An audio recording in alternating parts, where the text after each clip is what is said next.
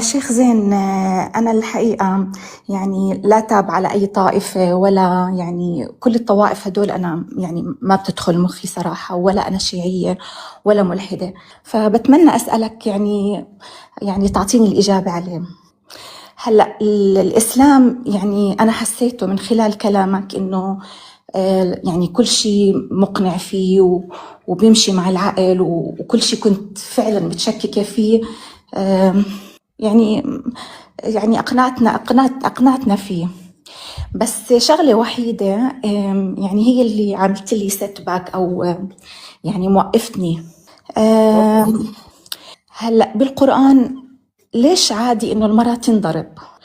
أو مثلا يعني الزوج يضرب زوجته؟ يعني كل محل إحنا عم نحكي على الدوميستيك فايلنس، وإنه ممنوع له يعني. فكيف يعني كيف بده يدخل؟ يعني مش مستوعبتها بصراحة.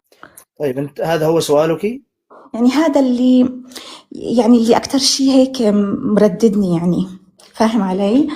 أم، يعني عقيدة وهي كله إنه بتمشي مع العقل، بس يعني هذا شيء مهم عندي. طيب، اكتم الصوت واسمعي للإجابة لو سمحت. بفضل الله عز وجل في الإسلام يوجد إجابة على كل الأسئلة. فالدين الوحيد الذي تجدين فيه الإجابة على كل أسئلتك هو الإسلام. لن تجدي دينا آخر أو أي فكرة أو أي إيديولوجيا أخرى تجيبك على كل أسئلتك. فقط الذي تحتاجينه أنك يعني تسألين شخصا متخصصا في الرد على الشبهات أو الإشكالات. في الواقع لا يوجد آية قرآنية تقول اضربوا النساء، آية هكذا لا يوجد. الآية التي توجد بدايتها واللاتي تخافون نشوزهن. الكلام عن من؟ عن صنف من النساء، وليس عن النساء بصفة عامة، عن صنف معين. قال الله تعالى واللاتي تخافون نشوزهن فعظوهن واهجروهن في المضاجع واضربوهن فإن أطعنكم فلا تبغوا عليهن سبيلا. طيب، ما معنى هذا الكلام؟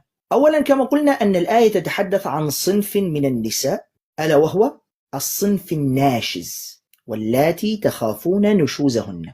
طيب، من هي الناشز؟ لو ترجعي إلى كلام العلماء والمفسرين تجدين أن الناشز أولا التي تمنع حقوق زوجها، تمنعه من إعطاء حقوقه. أيضا التي تتعالى على زوجها بالإهانة والإساءة. هذه أهم صفتين في المرأة الناشز. طبعا في صفات أخرى، إن هي مثلا ترفع صوتها عليه، لا تطيعه في المعروف، كذا صفات كثيرة، بس هذه